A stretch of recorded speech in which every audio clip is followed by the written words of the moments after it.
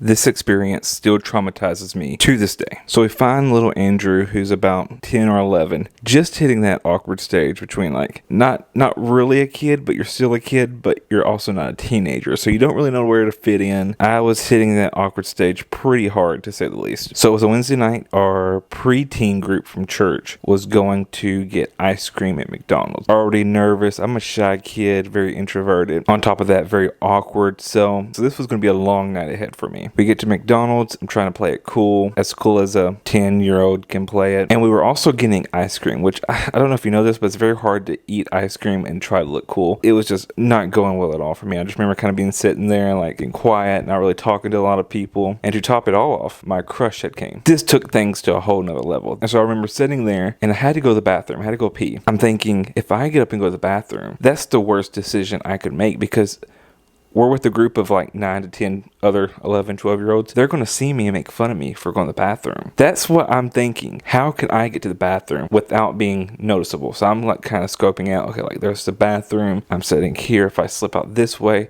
less people would see me. And I'm not sure. I can see that you can go into a door to the right and you can go into a door to the left. So I'm like, okay, which one's the men's? Which one's the women's? So I'm kind of watching, and I see this man go to the right.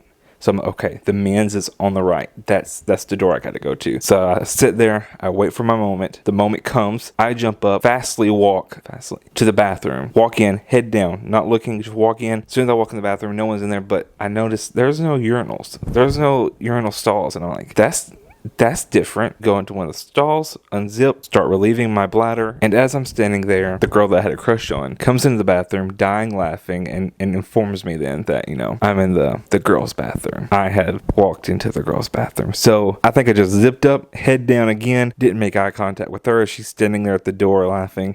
I walked straight across the hall to the men's and then just stood there for the longest time, contemplating my life and the decisions I've made up until that point. I think anyone really said anything, but I was humiliated inside. I was like, this is the worst decision I could have ever. Being 10, 11, I felt like I had broke the law. It was really a rough feeling to have. I expected the police to show up, maybe get arrested. I don't know. We go back to the church. My grandparents came to pick me up. As soon as I seen my grandmother, I told her, and I was basically about to cry. I was just like, I'm gonna get in so much trouble. Another side note was someone who was my friend was kind of like joking around with me and kind of made fun of me in front of my grandmother, and my grandmother almost beat him up. But that's another story for another day. Still think about that daily. Almost every time I see a McDonald's, I have flashbacks, and I'm gonna go cry in the corner now.